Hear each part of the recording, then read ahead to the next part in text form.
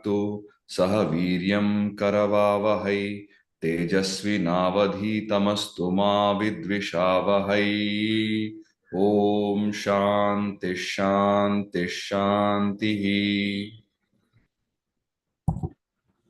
So yesterday we saw until the 34th shloka of the 4th chapter, a very popular, very important shloka on how a student must approach a teacher and the kind of all-round education that he or she will obtain by offering respect, pranipatena, by asking questions for the sake of learning, not for the sake of probing and interrogation, but for the sake of learning, pariprashnena, all-round questioning, holistic questioning, clarification of doubts, and sevaya, by serving the teacher, by helping the teacher.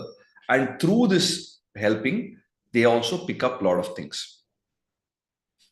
So, and once this happens, then the wise guru, Tattvadarshinaha, Jnani, he will impart that knowledge to the student. Then what happens when this knowledge is imparted? The next verse goes on to say, Yajñatva na punarmoham evam yasyasi pandava yena bhutan yasheshena drakshasyatman yathomai. So, with this knowledge, having learned this, Arjuna, here Pandava refers to Arjuna, you will never be deluded again, because with that knowledge, you will perceive all beings in yourself and in me. Now, this is an interesting concept. We look at the Anvaya Krama. He says, Pandava, yat evam jnatva. Having learned this indeed, punaha moham na yasyasi.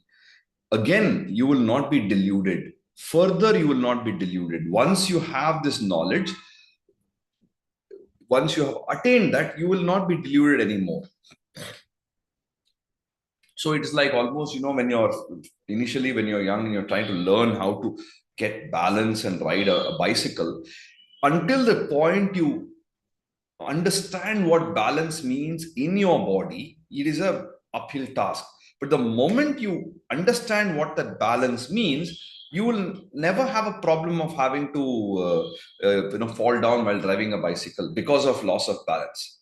So it's something like that. It's a very, very visceral feeling. It's something that you understand in your bones. Then you will never go back to the old state. Once you know something in that depth, you will not go back. So that's why he says, Punaha moham na yasyasi. You will not be deluded again.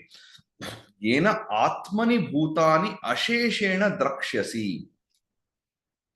So, by this atmani, in your atma, in yourself, you see all beings, you perceive all beings in yourself. What does this mean? We will come to that. Atho mai, and you will see all beings in me as well. So what is he saying? Tat jnanam tattvadarshina te upadekshanti, right? They have the tattvadarshina and jnani. Your guru has taught you this knowledge. What is the result of you attaining this knowledge? You will never be deluded again, and you will see all beings in yourself and in me, he says. So what is the meaning of seeing all beings in yourself? It just means that you have attained a state where you don't discriminate between yourself and others. This is the highest state, because right now we have a certain selfish motive, we have certain ego, we have certain attachment with ourselves. So we give special preference to ourselves, right? In our world, we are the king or queen, whatever. We are the lord of our world. So we give special preference to ourselves. But when slowly we can go to giving the same value to ourselves as we give to others, then that is a step towards understanding the oneness of everything. So just like when we have guests at home, if these guests are somebody we really like, then we have the same size plate for everybody. We have the same, food items given to everybody, the same size of the cup, for pouring tea or coffee or juice or whatever you are having. So there is you're trying to bring in some sort of equality. Even there will be some people who want less, some people who want more, but the basic thing is you are willing to treat the other person just like yourself. Now, when this happens across the board, when you are able to see all beings as no different from you, you are able to see all beings as manifestation of the Supreme, then you are really wise. So, therefore, what he's trying to say is that with this knowledge, you will not be deluded again, and you will gain a state of oneness with everybody, understanding that all these are manifestations of the Brahman. Now we will come back to this concept again in the 6th chapter. So let us go to the verse. Yajñātva na punarmoham Yajñātva na punarmoham evam yasyasi pandava evam yasyasi pandava yena bhutanyasheshena yena bhutanyasheshena drakshasyatmanyatho mayi. Drakshasyatmanyatho mayi. Thank you. Then he goes on to say, Apichedasi papebhyah sarvebhyah papa krittamaha sarvam jnana plavenaiva vrijinam santarishyasi. So even if you are the gravest of papa krits, loosely a sinner or criminal, even if you be the gravest of criminals, you will overcome all evil with the raft of knowledge. So sarvebhyah papebhyah papakrittamah asi chet api sarvam vrijinam jnana plavena eva santarishyasi. So even though api chet papakrittamah asi, so even though you may be a papakrit, so papa can refer to sin, loosely sin, but evil, guilt, crime, misfortune. Sorry, this noise levels have gone up.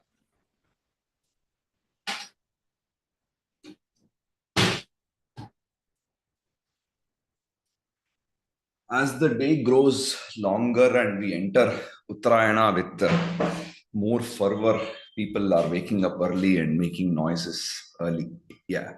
So Papa can refer to all these things. So Papa Krit is a person who does Papa, who undertakes Papa activities of crime or sin that lead to bad results.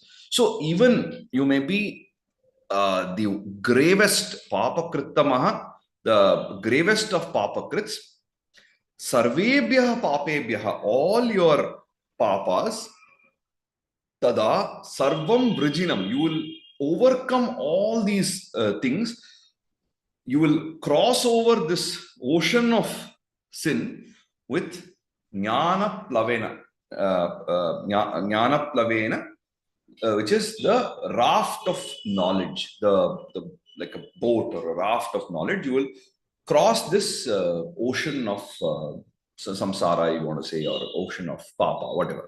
So there is a hope. Even the gravest of persons, once they realize that what they are doing is wrong and that was the path of adharma, again we have seen in the previous word, right? So having learned the knowledge, you will not do it again. You will not go back to adharma again. So similar, and this is applicable not just to common people, even to the gravest of sinners, worst of criminals.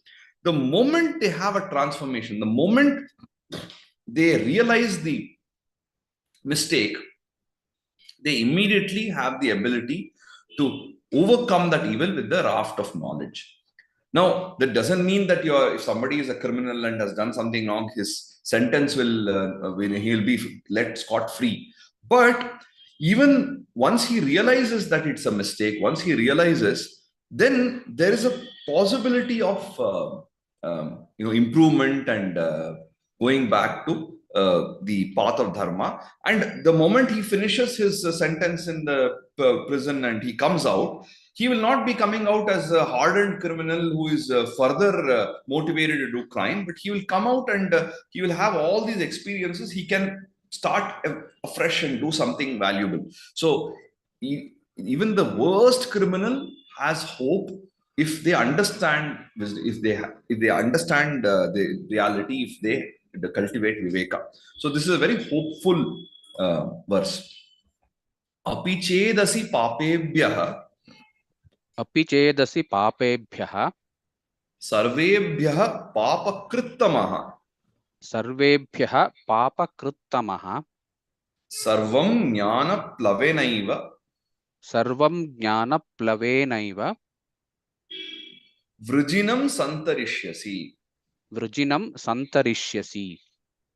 So here papa krittamaha, like we there's tara tama, so it's like so, superior and superior most, so it's a kind of relative, and we have this good, better, best kind of thing. So papa krittama is like the worst of criminals, and jnana plavena eva, with using the raft of knowledge, santarishas, you'll be able to cross over this, all the difficulty you will be able to cross over. Then he goes on to say, Yataidhamsi samidhognihi bhasmasat kuruterjuna jnanagnihi sarva karmani bhasmasat kurute tatha. So here samidhognir bhasmasat it will become, but if you read it separately, it becomes samidhognihi bhasmasat kuruterjuna jnanagnihi sarva karmani bhasmasat kurute tatha. So just as a blazing fire reduces firewood to ashes, the fire of knowledge reduces all karma to ashes. Arjuna, yatha, just as samiddaha agnihi edhamsi bhasmasat kurute, tatha jnanagnihi sarva karmani bhasmasat kurute.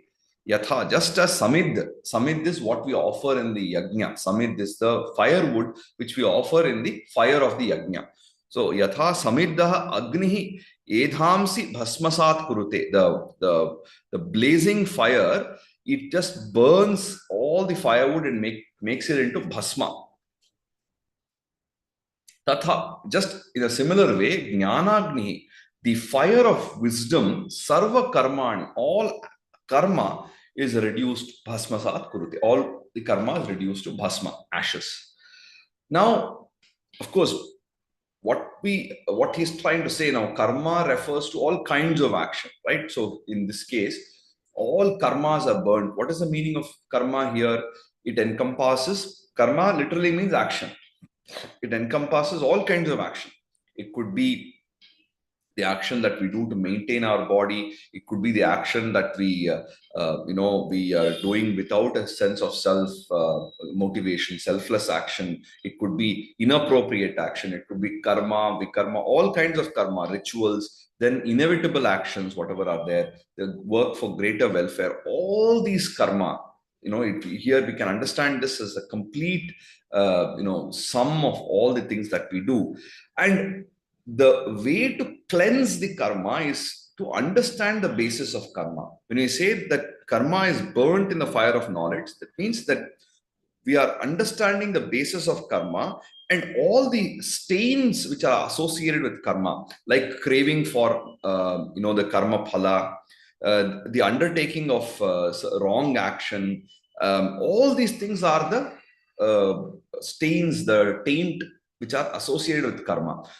Everything is burned by the fire of knowledge, because we understand truly what karma is and how to be detached from the results of karma. When this thing is understood clearly, then it is as good as burning all the taint of karma in the fire of knowledge. So just like the firewood is burnt and reduced to ashes, which is the basic state, the ashes cannot be further reduced into something.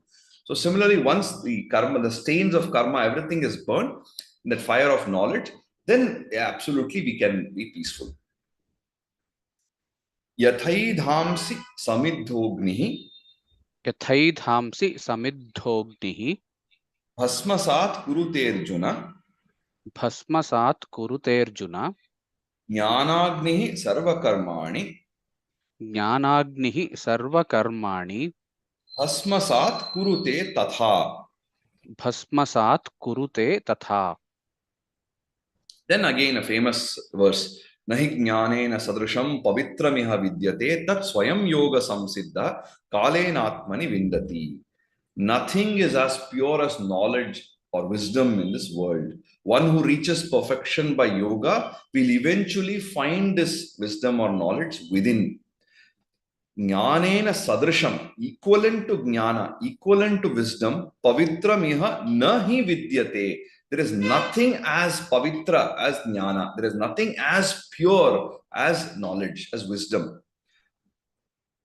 Tat swayam yoga samsiddha kalena atmani vindati. In kalena, in due course of time, that knowledge, that wisdom, swayam yoga samsiddhi, one who reaches samsiddhi, a perfection in yoga by his own or her own efforts, atmani vindati, will eventually find this knowledge within. So he will realize this knowledge, it becomes a part of this person. So nothing is as pure as wisdom, because once you have the wisdom, everything proceeds from that. If you don't, and here, you should remember always in the Indian tradition, when we say jnana, it does not mean theoretical knowledge. Knowing something equals to doing, equals to becoming. So somebody who says, I know Brahman, means he has realized Brahman, he is one with Brahman, he has become Brahman. All these things are equivalent. So we don't have the concept of a philosopher in the academic sense of the word, like in the West. In Western education, they say, oh, he's a philosopher in the academic sense of the word. That means he will talk about all these subjects very beautifully, but when he goes back home, he will indulge in all sorts of activities, which is adharmic. So that does not count as a real philosopher in our thing. So somebody who gives beautiful lecture about being detached and free from anger and everything, and he goes and shouts at his children or his wife or husband, whatever, then that is not what our understanding of knowledge is. The Indian conception of knowledge is knowing, is practicing, is being. All these things are the one package. Because if you truly know something, you will act in that direction.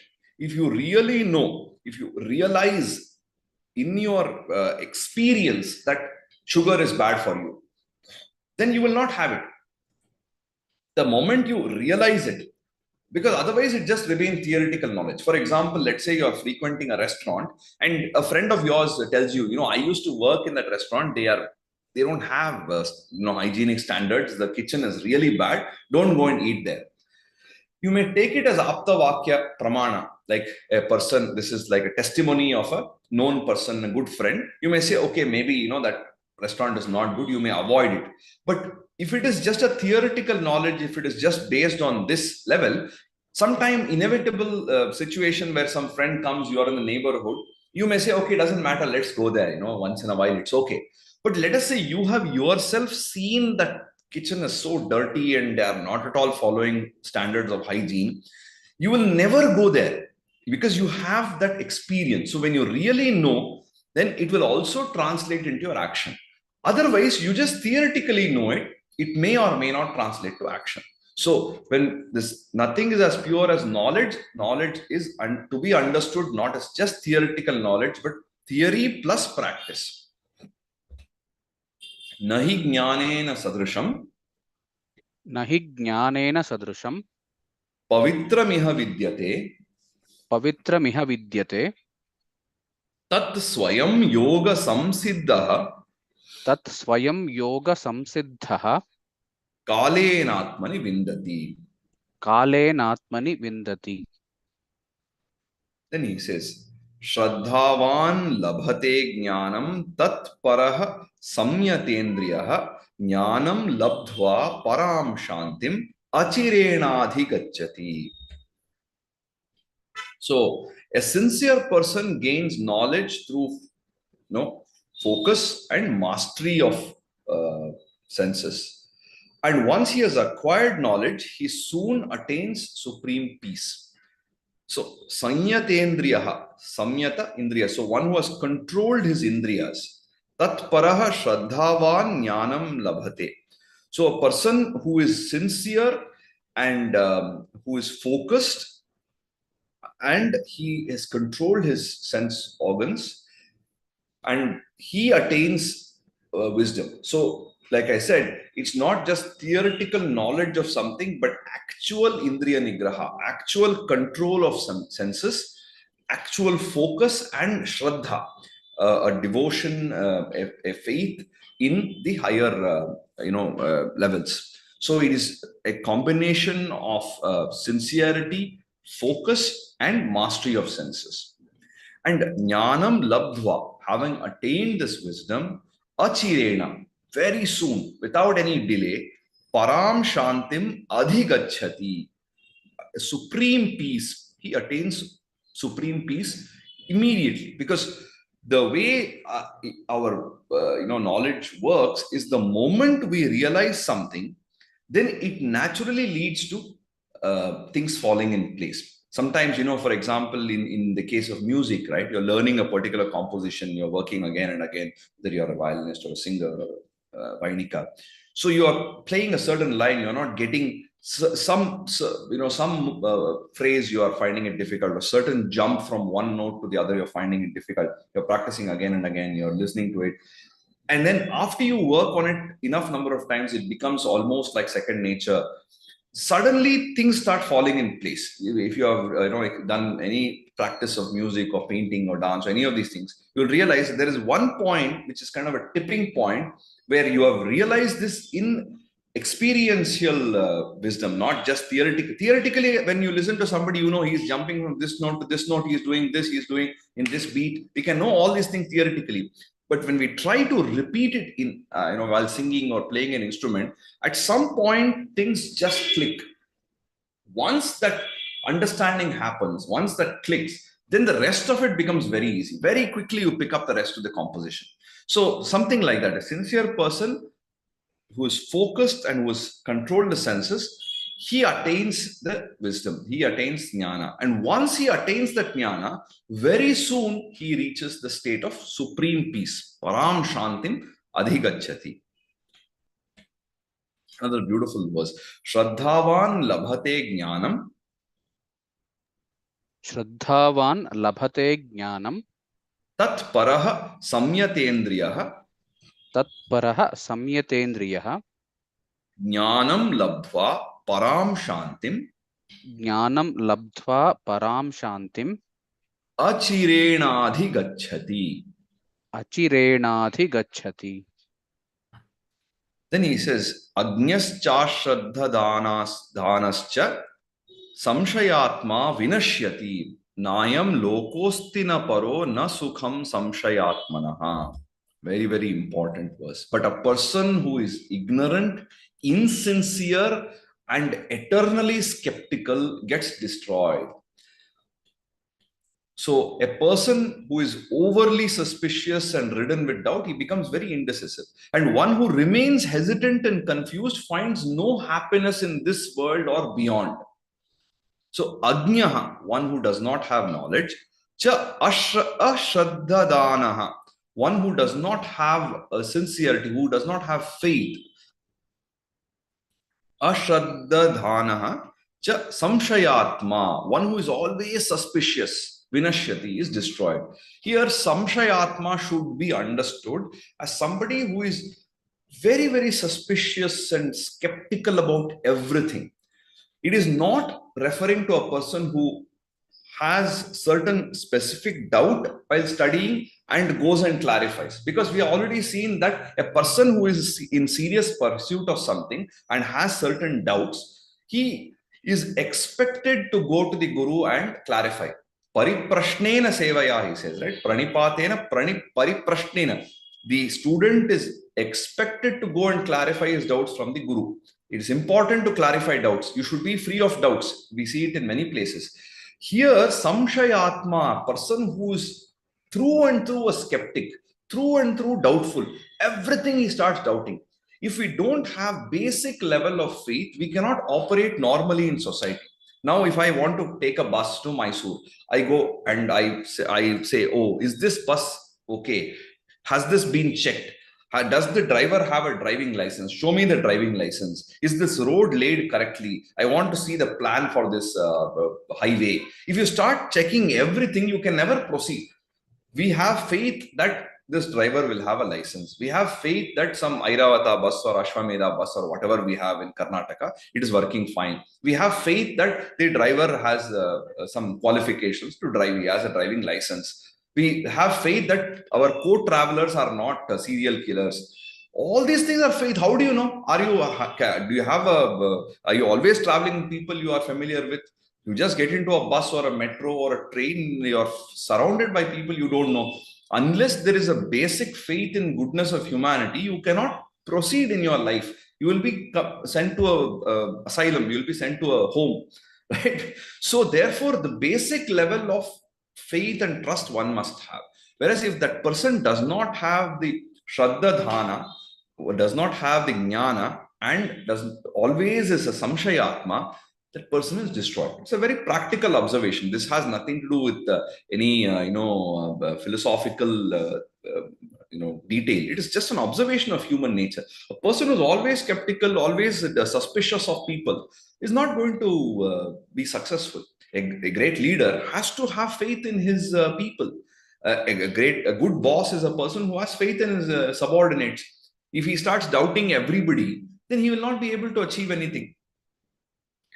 Similarly, samshayatmanaha ayam lokaha na asti param na sukham chana. So the samshayatma does not find happiness in this world and in the other world, in the beyond. So somebody who is not happy here and he is also not happy there. So this being hesitant, being confused, these are not good traits.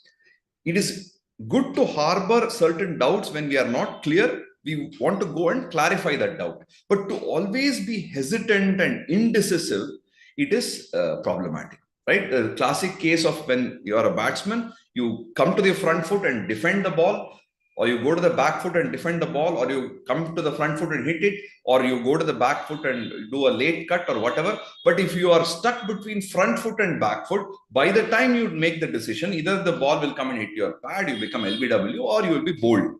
This is a common feature, a common thing in cricket, right? So either you go to the front foot or you play on the back foot. If you are in between, if you are indecisive, it's going to be leading to destruction. Again, a very, very meaningful shloka. Agnyascha shraddha dhanascha. Agnyascha shraddha dhanascha. Samshayatma vinashyati. Samshayatma vinashyati.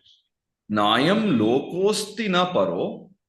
Nayam lokosti na paro. Na sukham samshayatmanaha. Na sukham samshayatmanaha. Then he says, Yoga samnyastya karmanam jnana sanchinna samshayam atmavantam na karmani nibadhnanti dhananjaya. So actions do not bind a person who has renounced action. That means renounced the fruits of action, the karma phala, through yoga, whose doubts are destroyed through wisdom, and who is always watchful over himself or herself. So, what do you mean by actions not binding a person? It means that person is not attached or is not craving for the results of that action. This is again, we have seen it several times before. Dhananjaya, yoga sanyasta karmanam, jnana sanchinna samshayam, atmavantam karmani na nibadnanti. So, yoga sanyasta karmanam. So, through yoga, this person is detached from the fruits of action. He's not bothered about the what kind of results are going to come out of it. In the sense, this doesn't mean he's mindless. It just means that he's not obsessed with the possible results. And jnana sanchinna samshayam. So through wisdom, through jnana, sanchinna, the kind of destroyed. What is he destroyed through wisdom? Samshayam. So samshaya is destroyed. So through wisdom, he has destroyed all doubts, all confusions, and suspicions. And atmavantaha, atmavantam. So you can, somebody who is focused, who is mindful, who is watchful over oneself. Karmani na nibadnanti. So in such a case, actions do not bind this person. So yoga samnyasta karmanam योगसन्न्यस्तकर्माणं jnana sanchinna samshayam ज्ञानसञ्छिन्नसंशयं atmavantam na karmani आत्मवन्तं न कर्माणि nibadhnanti dhananjaya. निबध्नन्ति Dhananjay. Then he goes on to say, Tasmad ajnana sambhutam hritstham jnanasinatmanaha chitvainam samshayam yogam atishtothishta bharata. So Bharata, descendant of Bharata, Arjuna, Tasmat, therefore, ajnana sambhutam atmanaha hritstham. Sorry, I'll tell you the meaning first. He says, therefore, with the sword of wisdom, cut through this doubt born of ignorance residing in your heart. Arise, Arjuna, and resort to yoga. This is what it means. So it's Bharata, Tasmat, therefore, Ajnana Sambhutam Atmanaha Hritstham Enam Samshayam Jnanasina Chitva Uttishta Yogam Atishta. So Tasmat, therefore, Ajnana Sambhutam, the born from Ajnana, Atmanaha. So this this doubt in the self, which is born from the samshayam, ajnana sambhutam, the doubt which is born from ignorance, atmanaha hritstham, it is residing in your heart. This doubt is residing in your heart.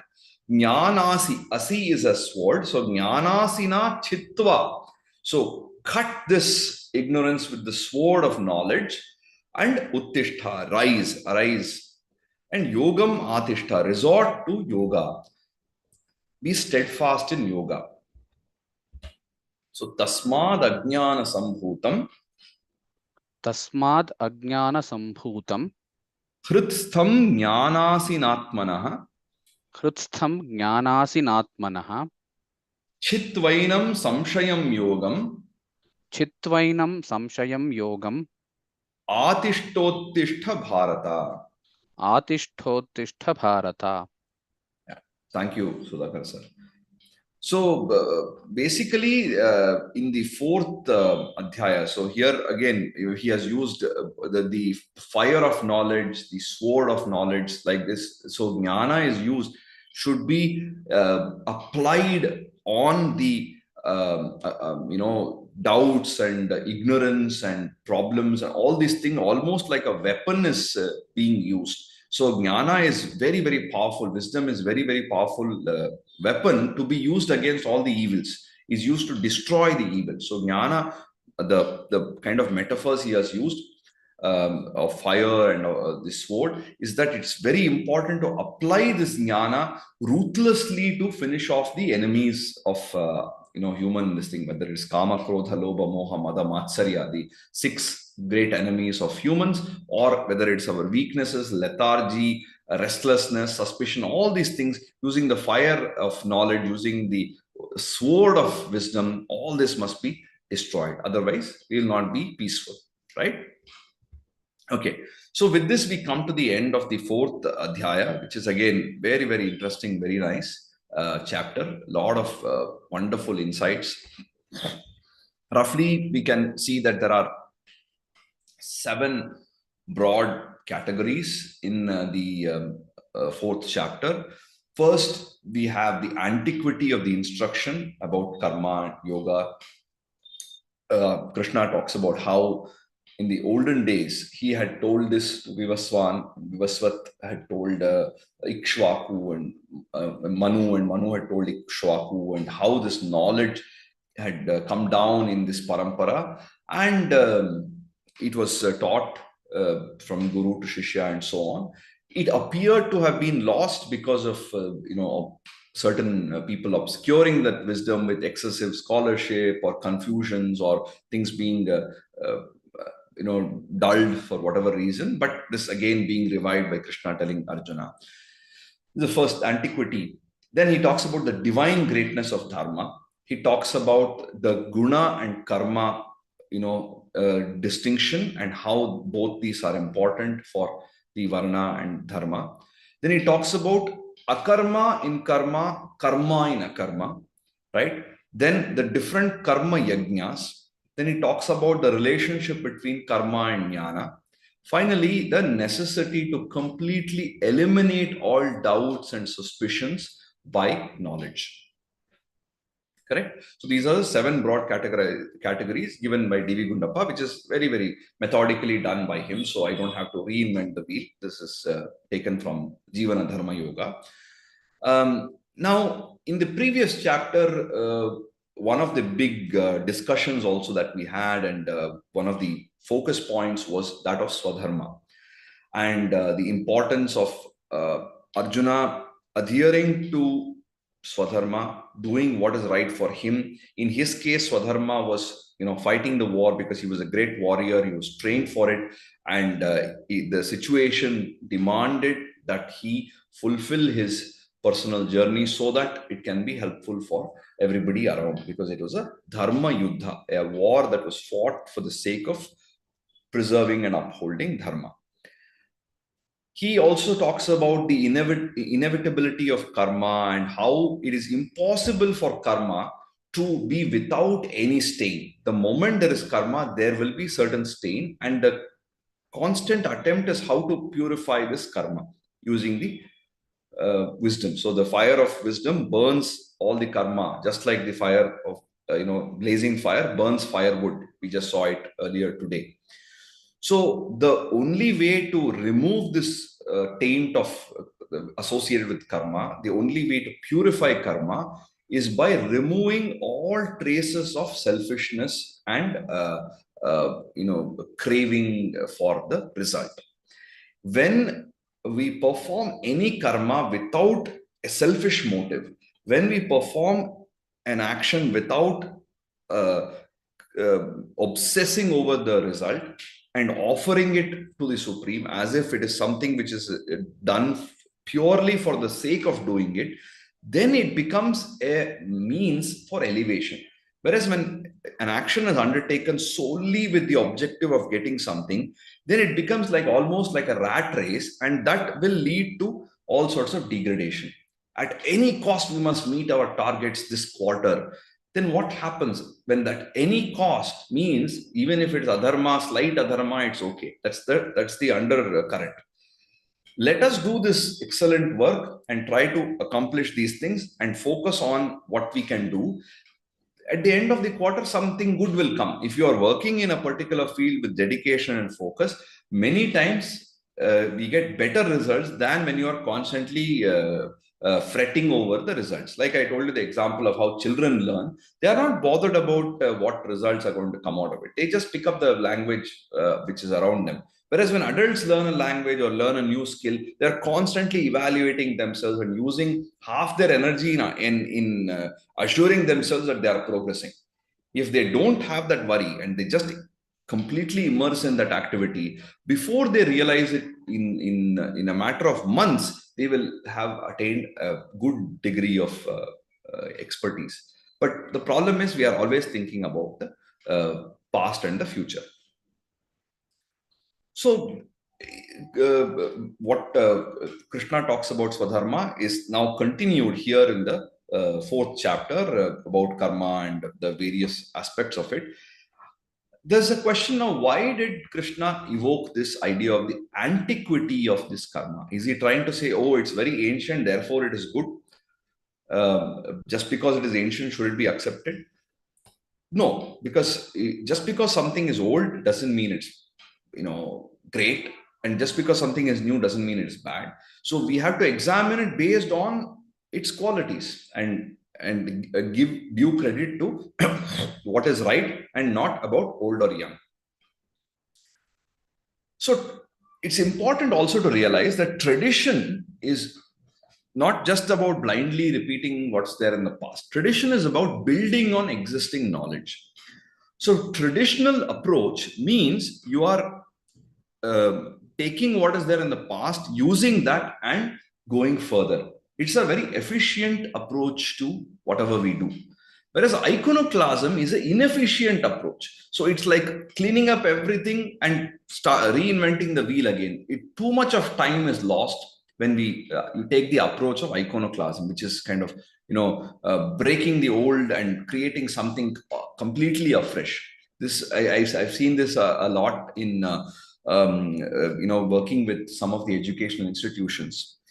There are some people who are very against the education system the way it stands today. So they say, oh, this education system what we have in India or wherever in other places. I worked only with people in India, so education system in India is very bad, so let us just completely clean up this and start something afresh. And people who have done that have actually not been very successful.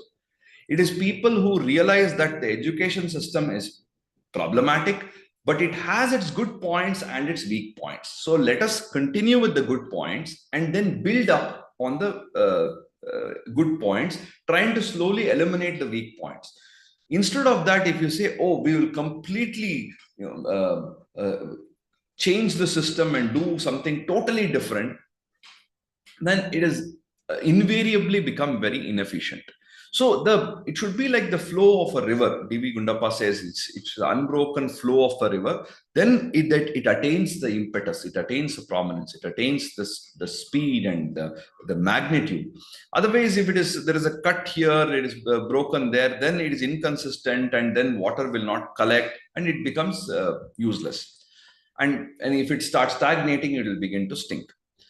That is the reason why all the Indian writers and authors and thinkers, they always refer to the great thinkers of the past. Even a work like Natya Shastra, which is probably the oldest treatise today what we have on dramaturgy, or the Artha Shastra of Kautilya, which is the oldest work we have as of now on polity and economics and law and things like that. All these ancient texts itself, they start by saying, I owe a lot to my guru, I owe a lot to this parampara, so many great savants have been there before me, I am only developing the knowledge further from them.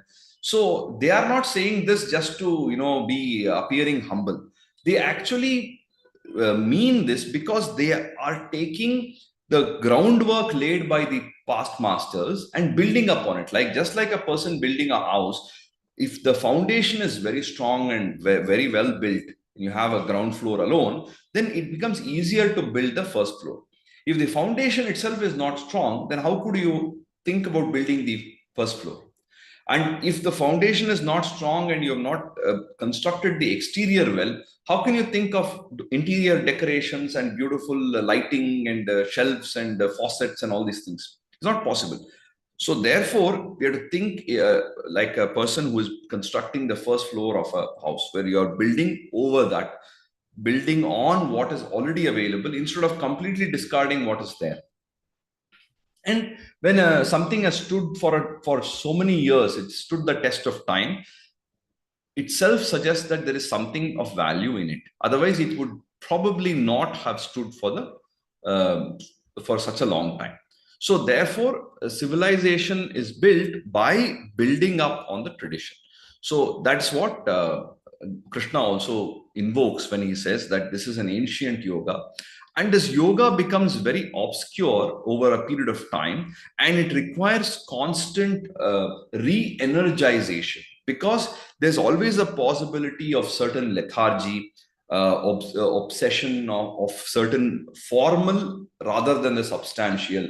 So instead of worrying about the actual content, sometimes you are worried about the external aspect of it. So these kind of degradations are possible, and therefore every now and then we see this reinvigoration of the tradition. And we are very fortunate in India that in the long history there have been constantly great thinkers and philosophers who have come to take us back to the core values of the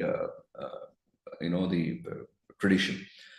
So in the early days, when from the Vedic period, so many things, knowledge was available, and then somebody, like Yajnavalkya came and gave a completely different dimension to it, and went to the core of the philosophy when he said Atmanastu Kamaya Sarvam Priyam Bhavati in the Brihadaranyaka Upanishad.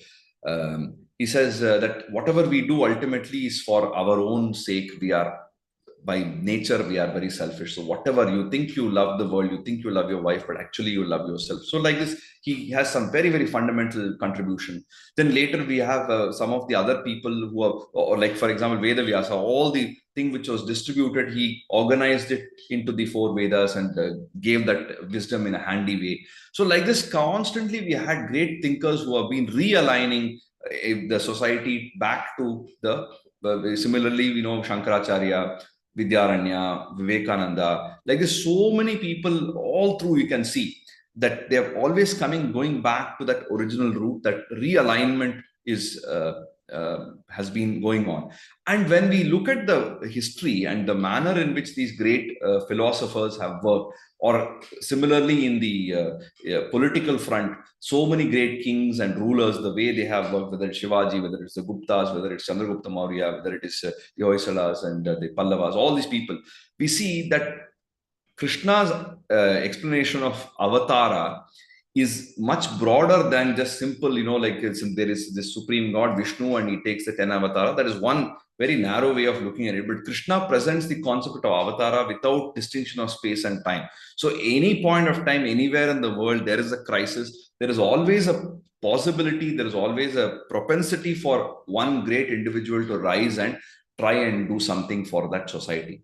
And this happens, and this is again sort of an observation of human nature in history, that when there is a major crisis, that society itself rallies around it and uh, comes to give something which is remarkable. Now if you see, just before the period of Renaissance in Europe, it is like the Dark Ages. So from that, the few people came and created this one. So similarly, when we see that Dark Ages are there, problematic periods, then suddenly there's something coming out of that, and few people are standing in the forefront bringing. So he talks about avatara, and wherever there's a decline of adharma, wherever there's a decline of dharma and rise of adharma, when things have become unsustainable, when things have become difficult for peaceful living, then there is a rise of this great individual who uh, will help the society come out of it, establish dharma, which is basically establish peace and harmony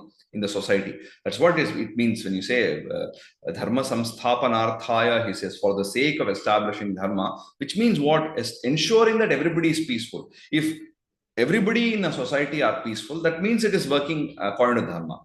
That means it is a sustainable society.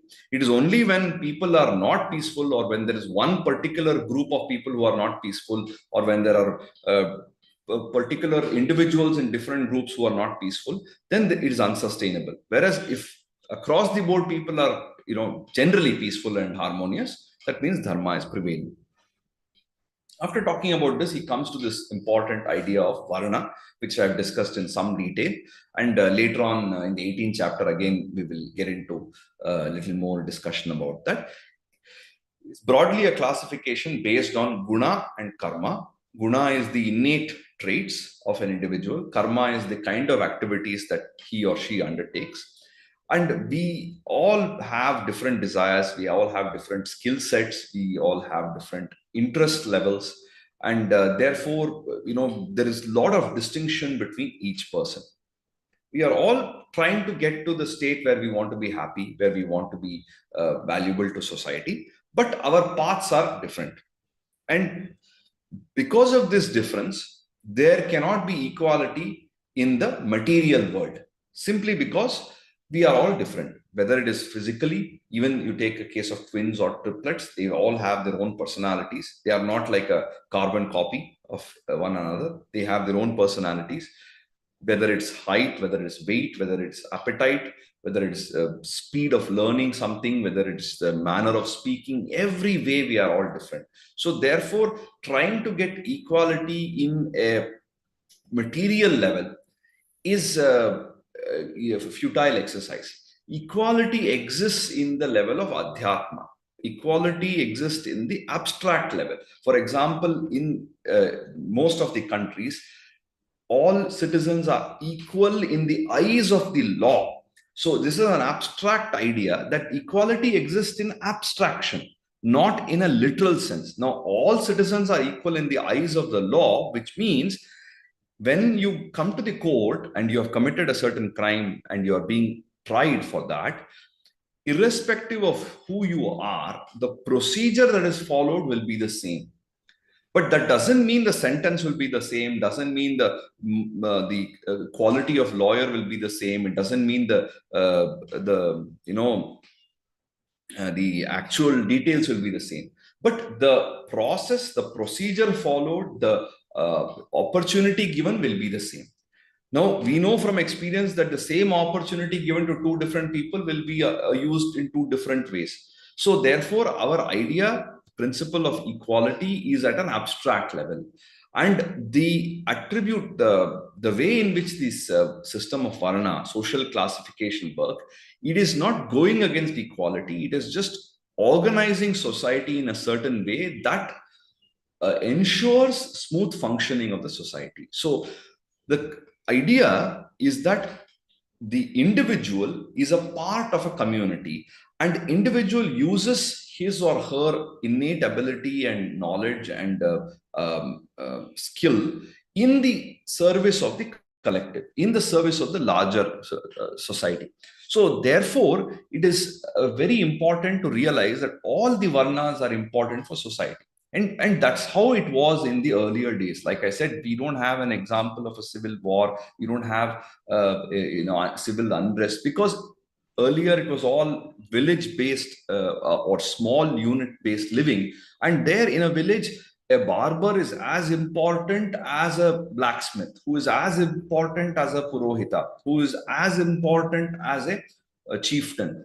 So all these people are very important. Now, the just because somebody is having certain privileges does not make them greater than the other. It's just that responsibilities and privileges went hand in hand. A person who was responsible for certain things, who are having certain duties to perform, where in the third chapter also he says Janaka and others did this, and the great man sets the standard. Now, when somebody is in a position of power, when somebody is seen everywhere, they become more responsible, and therefore they have certain more privileges. Because they are exercising restraint, they have the privileges. If they are not exercising restraint, automatically they will lose the privileges. So this is very, very important to understand from the larger perspective. Finally, I don't know how much time we have, about 7-8 minutes. I'll quickly run through this idea, which we have discussed in some detail. Akarma in karma and karma in akarma. So in the 18th shloka, Krishna says, one who can see stillness in the midst of activity and action in the midst of inertia is indeed wise. He acts sensibly at all times. So what is the meaning of this? A person who can see stillness in the midst of activity has been explained in the verses starting from the 19th shloka.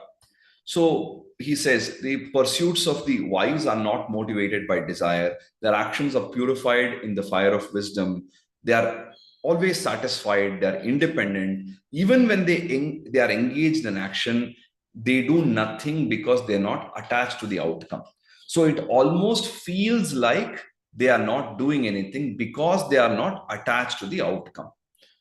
And just by doing activities with discipline and not expecting anything from it, free of a sense of possession, they stay away from evil.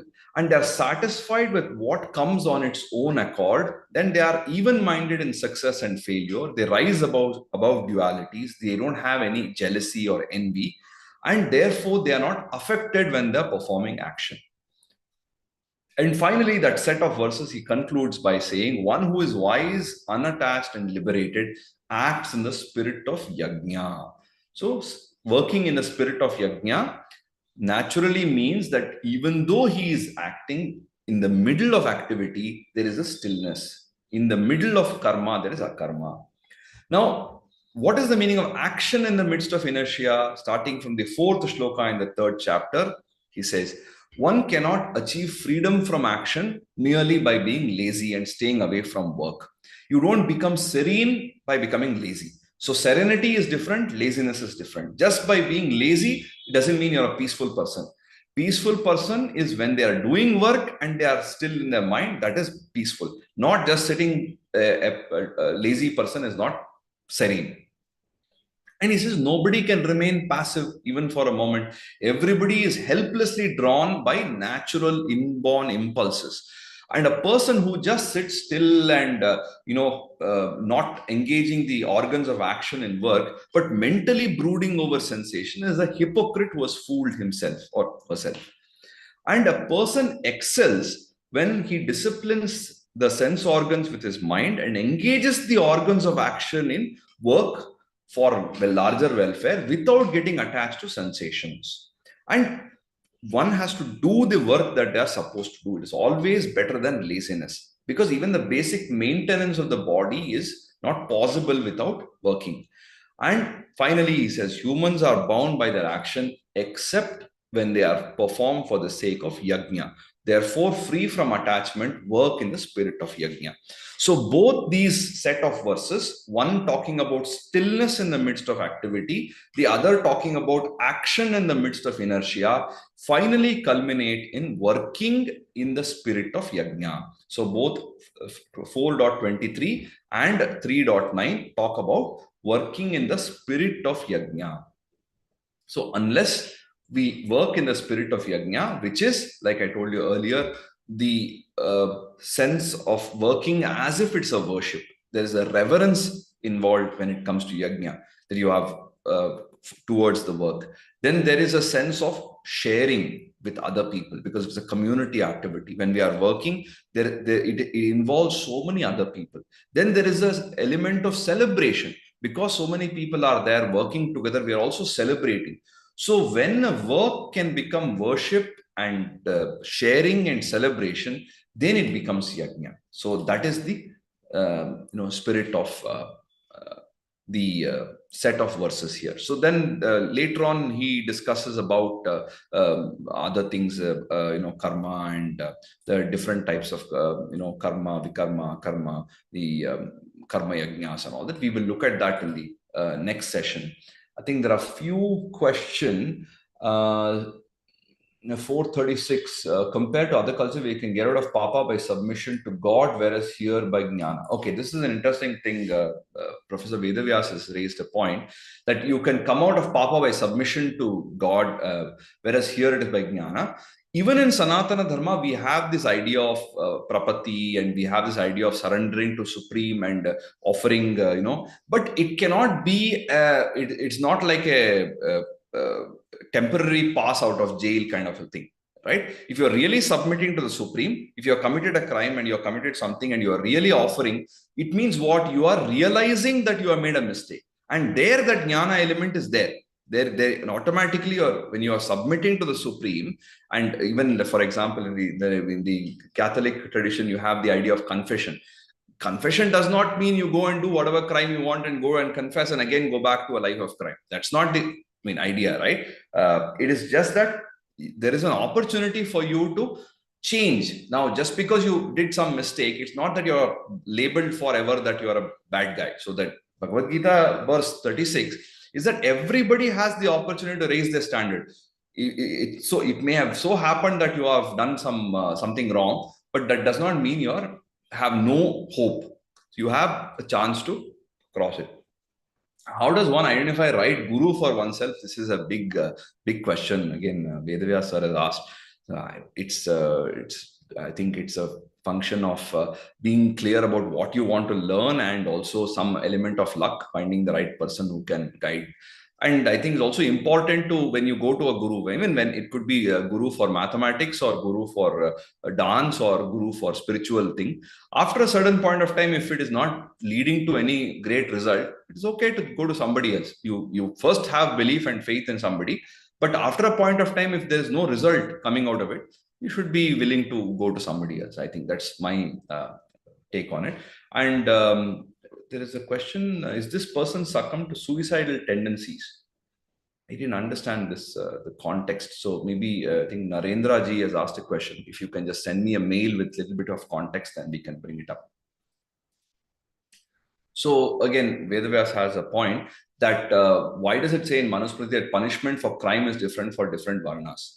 Um, uh, Basically, because I think that you have certain privileges, and if you misuse your privileges, if you misuse your station, then you are more severely scolded. Like even in a like you have say 2 or 3 children, one is 2-year old and the other is 6-year old, and both of them spill their milk, you will obviously treat the 6-year-old spilling of milk a little more seriously. If a 2-year-old spills the milk, you'll say, okay, poor kid is 2 years old. But a 6-year-old or a 12-year-old spills the milk, it is an act of defiance and you will treat it differently, right? So I think that's the reason why it is so. Okay, there is a question of intercaste marriage in Bhagavad Gita. This is a big question. We'll take it up when we come to the 18th chapter.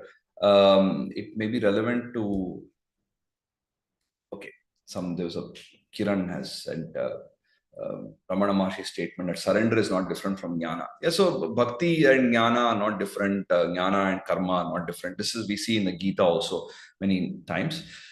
So good, thank you so much, and we will meet 2 days later, Monday morning India time and Sunday evening US time.